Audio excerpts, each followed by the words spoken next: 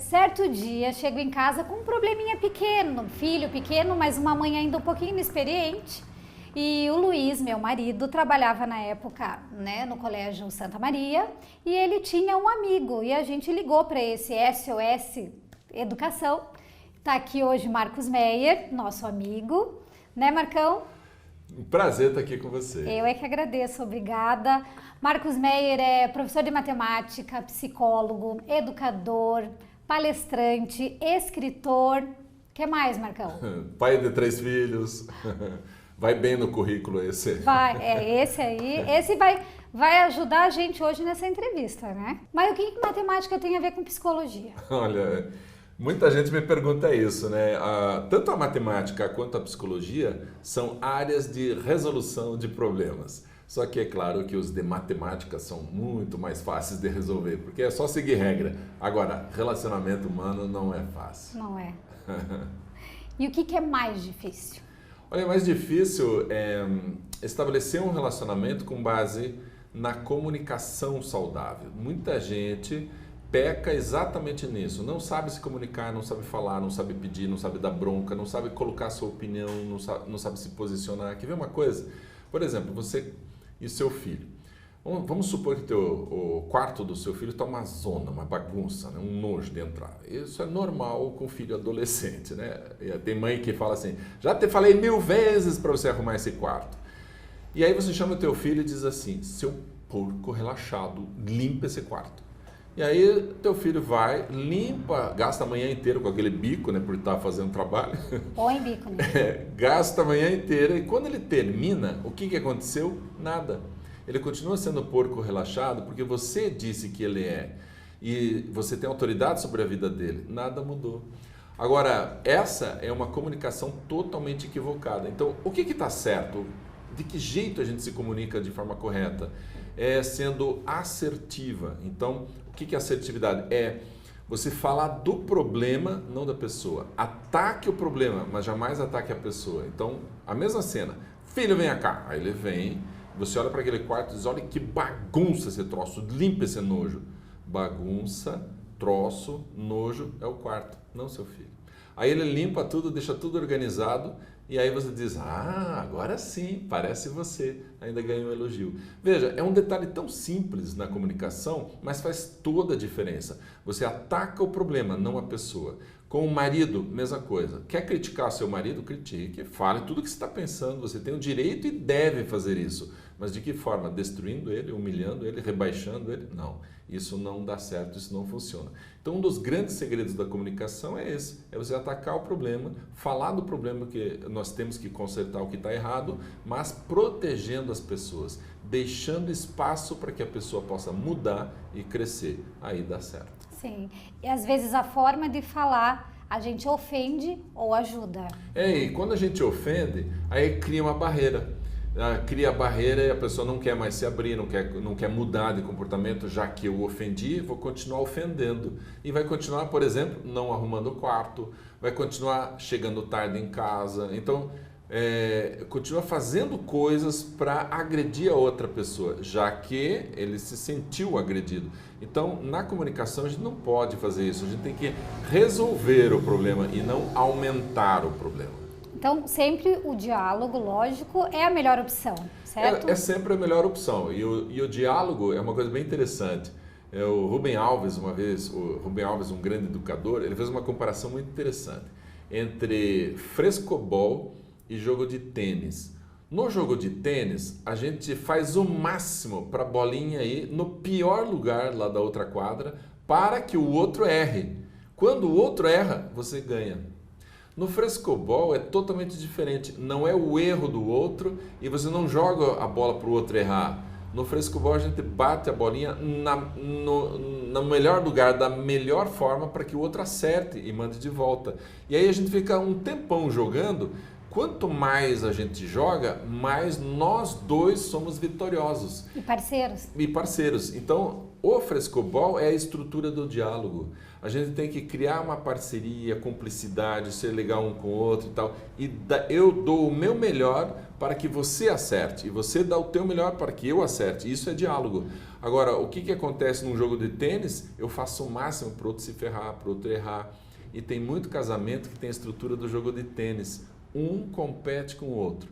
Um está o tempo todo apontando para o outro quais são os seus problemas, quais são os seus defeitos, quais são as críticas. Você não fez isso, você não limpa direito, você chega muito tarde, você não é competente, você traz pouco dinheiro para dentro de casa.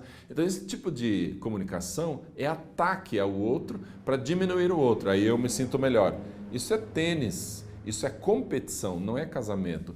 Isso é agressão, é agressividade, não é parceria, não é diálogo. No diálogo, a gente constrói um ao outro, aí dá certo. Sim, e eu tenho certeza que, né, nos momentos de discussões em casa, os filhos olham, veem como os pais, como se são parceiros ou se são, né? Estão se degladiando ali, né? É. E os filhos, eles são muito rápidos para perceber defeitos, problemas e o jeito que a gente lida. Mas tem um detalhe. As crianças aprendem com o exemplo? Sim, mas com exemplo negativo. Então, se você faz errado, ele já aprendeu, já sabe. Se você mente lá na padaria com o troco que você recebeu, você já deu exemplo. Então, quando a gente erra, quando a gente diz assim, filho, fala que eu não estou... qualquer coisa negativa, o filho já aprende. Agora, o positivo não acontece isso, e esse é o grande problema. A gente acha que dando o exemplo positivo, nossos filhos seguirão. Não é verdade. Por exemplo, lá na padaria, a caixa me deu um troco errado. Se eu vou até a porta e digo, filho, espera um pouquinho que a caixa me deu R$1 a mais. Eu vou lá e devolvo, meu filho pensa assim, meu pai é bobão, ele devolve dinheiro. É isso que ele sente, ele não sabe o que está por trás. Mas então, aí o pai tem que o quê? Isso. Ele precisa explicar qual é o princípio que foi utilizado para que ele agisse daquela forma. Filho, eu tive que devolver aquele R$1 porque ele não é meu. A gente não pode ficar com coisas que não são nossas. A moça lá do caixa ia ter que tirar dinheiro do bolso dela para repor no caixa, porque ia faltar R$1. Então a gente nunca pode pegar nada que seja da outra pessoa, não pode roubar. Por isso que eu devolvi. Entendeu, filho? Entendi, pronto. Nunca mais ele vai pegar também o que não vai mais, não vai pegar porque ele sabe qual é o princípio que está por trás. Agora, se eu não explico, não serviu de exemplo. Mas se eu roubo e digo para o meu filho, peguei R$1, a moça me deu errado, não preciso explicar nada. Ele já entendeu. Roubar dá, roubar é possível. Então, exemplo positivo, explique. Os negativos, não faça. Tenho certeza que muita mãe deve te perguntar, né? Sim. O que elas mais perguntam? Porque você dá palestras para educadores também, sim, eu sei, pelo Brasil todo, mas eu tenho certeza que as mães correm lá te perguntar dicas de como lidar com o filho. Com certeza. Uma das perguntas que as mães mais me fazem é: meu Deus do céu, Marcão, me ajude, eu não consigo tirar o celular do meu filho. Meu filho briga comigo, ele discute e tal. Não. Bom, aí nós temos que olhar um pouco mais para trás e ver como está sendo construída essa relação com o filho. O filho ele tem a chance e o espaço para desobedecer na tua cara. Opa, tem coisa errada aí. Então a primeira coisa que a gente tem que fazer é construir uma relação dentro de casa onde o filho se sinta parte da família e não hóspede. E aí vem uma coisa muito interessante. Crianças que se sentem hóspedes, adolescentes que se sentem hóspedes, o que é o hóspede? Ele só vai para casa para comer e para dormir. Ele não trabalha, não ajuda, não lava a louça, não limpa a casa, não arruma o quarto, não faz absolutamente nada, não cuida do cachorro, não troca água, nada, ele não faz nada. Então ele está sendo hóspede. Só que isso cria dentro da cabeça da criança uma imagem de que as pessoas precisam servi-lo. Então o que está acontecendo? Quando ele vai para a escola, ele espera que o inspetor o sirva, que o professor o sirva, que a direção sirva. Então, ele acha que o mundo tem que girar em torno dele. Aí o professor manda fazer um trabalho, não vou fazer, o professor que tem que me ensinar. É ele que tem que me explicar. Ele tem essa postura. Então, eu digo sempre assim, filho hóspede, aluno folgado. E aluno folgado, pode ter certeza, vai ter problemas na vida profissional. Porque uma pessoa de sucesso tem que ter? Persistência, trabalho, dedicação. E onde que você desenvolve isso? Desde casa. Em casa, né? Não esperando a educação vir de fora. Não dá para esperar que aprenda na escola, se não for construído em casa. Então, essa pergunta que as mães me fazem, como eu tiro o celular do meu filho, a primeira coisa que eu pergunto é, ele faz o que em casa? Ele tem atividades? Ele limpa as coisas do cachorro? Ele cuida? Ele tem responsabilidades? Tá sobrando tempo para ficar no celular. Está sobrando tempo. E a outra coisa, ele acha que todo mundo tem que servi-lo. Então, a primeira coisa que dá para fazer é, filho, pode largar o celular aí. Eu não vou largar. Então, eu desligo esse celular, eu não pago mais a conta dele. Porque quem que paga a internet, o celular, a conta? Quem comprou o celular? São os pais. Se eles estão pagando mês a mês a conta do celular, por que esse moleque não pode desligar quando o pai pede? E o que você falou do exemplo, né? Se o pai colocar a regra ali e explicar o porquê da regra e limites dentro de casa, o filho vai seguir, vai fazer. Essa é a chave. Ellen, quando o filho dá alegria para os pais, eles estão educando de forma correta. Quando dá dor de cabeça, não é o filho um problema, não é que é uma criatura dos infernos, é uma ovelha negra, nada disso. Que veio só para me incomodar. Não, né? Nasceu para me incomodar, não tem nada a ver. São os princípios educacionais que não estão sendo obedecidos na interação com o filho. Então, primeira coisa, tem que fazer filho participar. E sabe de uma coisa, Ellen? Criança, adolescente, que se sente parte da família, diminui a possibilidade de suicídio.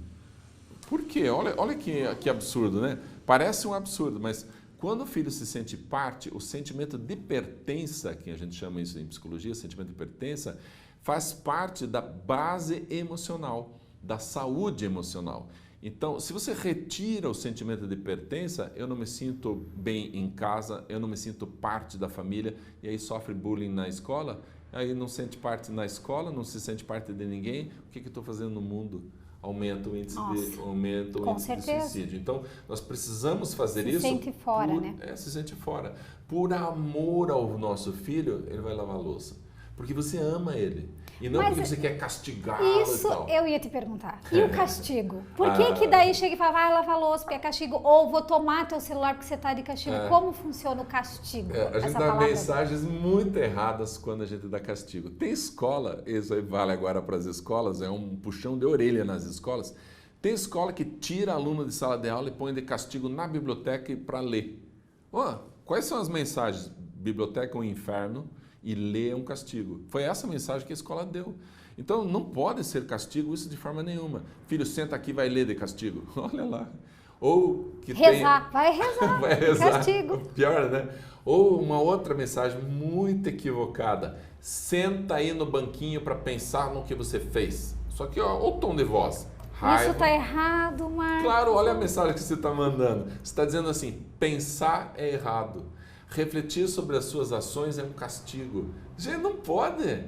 Você vai dar um castigo para o seu filho, se você manda uma mensagem errada, esse castigo, além de não funcionar, vai piorar o comportamento do seu filho. Acabamos de falar do diálogo. Com certeza, fez errado, sentar e mostrar por que está errado. Isso. É o melhor. Olha, filho, você errou por causa disso, disso e disso. Agora, se o castigo já foi combinado antecipadamente, você vai aplicar. Não tenha medo de aplicar aquilo que já foi combinado. Agora, teu filho não sabia que se ele não fizesse lição de casa, se ele fosse mal em matemática, você ia tirar o celular dele. Ele não sabia.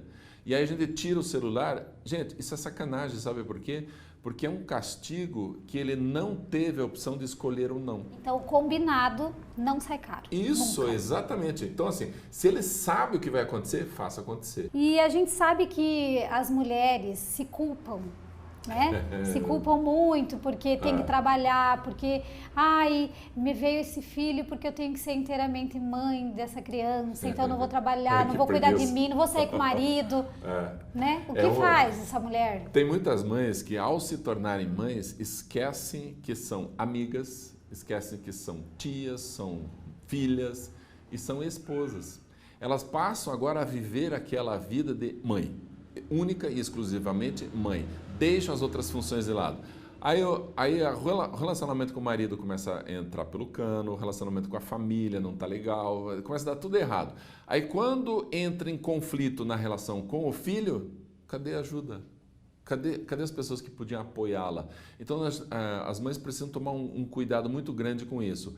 Seja mãe e continue sendo amiga, esposa, irmã, tudo isso, porque você é uma pessoa completa, não só exclusivamente mãe. Agora, tem uma diferença, tem mulheres que escolhem ser única e exclusivamente mães e deixam de lado a carreira profissional, estudantil, não querem mais isso, querem ser mães. Gente, vamos respeitar, é uma opção e é uma carreira bonita. Vou ser mãe, que legal, vai fazer o melhor possível dentro desse espaço de ser mãe. Mas claro que ao final de todo o processo, o filho saiu de casa, agora ele tem vida própria, vai constituir a própria família, sobrou o que para você? Se você der conta desse vazio, ótimo, siga a carreira exclusiva de mãe.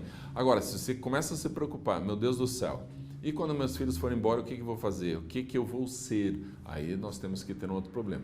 Outras mulheres escolhem ser mãe e continuar tendo vida profissional. Ninguém pode questionar isso. E ela continua sendo profissional, continua sendo esposa, continua sendo funcionária, chefe, ótimo. E vai ser mãe também. É uma outra função, não é uma função exclusiva. Eu acho que eu tenho propriedade para falar isso. Né? Você fez isso. Comecei cedo, né? Fui mãe super jovem, ainda sou jovem, mas fui jovem. Tenho um filho já na faculdade, uma filha que vai fazer 15 anos. E acho que eu não deixei, com certeza eu dei conta, acho que tenho orgulho do que eles são, da forma como eles se comportam e respeito, claro, né, o que todo mundo escolhe, mas eu acho que sim, mãe pode conciliar trabalho, pode sair com o marido, pode sair com as amigas, acho muito saudável também ter o espaço da mulher, né? Como você havia perguntado, e o sentimento de culpa, onde que entra? Para algumas mães, esse sentimento de culpa é tão grande, vou deixar meu filho sozinho, ou vou deixar meu filho com outra pessoa, vou deixar na escolinha, vou deixar uma babá cuidando para fazer tal coisa. O sentimento de culpa é tão grande que ela não consegue lidar com isso. Então, a primeira dica que eu dou é, todo mundo, todas as pessoas têm sentimento de culpa. O problema é a que nível você vai levar essa culpa. Daqui a alguns anos, o seu filho vai dizer, tchau, mãe, e aí adiantou para que toda essa culpa? O que vou fazer? O que vai fazer com tudo isso que restou agora? Então, não tem que ficar excessivamente preocupada com isso, mas tem que dizer assim, tá bom, eu vou sentir culpa, mas vou ser feliz nesse momento. Vou sair com meu marido, vou curtir esse momento. E aí deixa um pouquinho de lado, entre aspas, esse momento. Você não está abandonando o seu filho. Você está abandonando, entre aspas, abandonando um pedaço do tempo que você dá para ele. É diferente. É diferente. Marcão, a gente teria papo, acho que para programa diário, hein? Programa diário. Toda vez que a gente se encontra é uma delícia, uma maravilha. Eu quero agradecer muito por você. Foi um prazer vir e participar do meu primeiro programa. Esse é o nosso primeiro programa. É uma honra para mim. Para mim, com certeza, um exemplo para mim de como educar filhos. Acho que funcionou, A gente sempre recorre a você. Muito obrigada por ser meu amigo e por vir participar do programa comigo. Valeu.